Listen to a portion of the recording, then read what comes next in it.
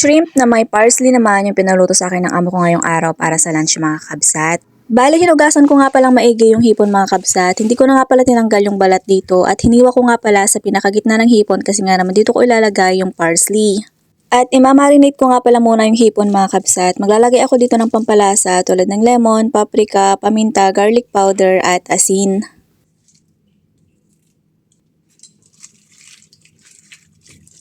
At habang nakababad or nakamarinate yung hipon mga kabsat, bali hinanda ko na nga rin pala dito yung gagamitin kong parsley at yung butter. At hinugasan ko nga lang palang maigi yung parsley mga kabsat, tapos hahati-hatiin ko ng maliliit.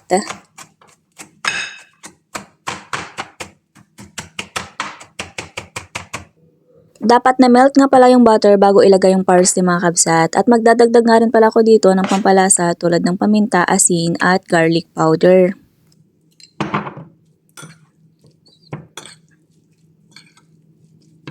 At ilalagay ko na nga pala yung parsley mga kabsat dito sa hipon.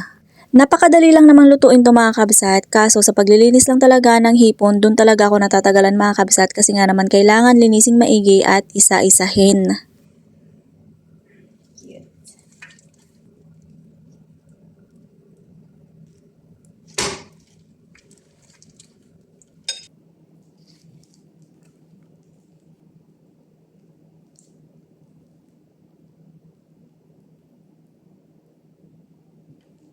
At nung natapos na ako maglagay ng parsley sa hipon mga kabsat, iluluto ko na nga pala to sa oven ng mga 15 minutes. Yes, 15 minutes ko nga lang pala ito niluluto mga kabsat dito sa oven.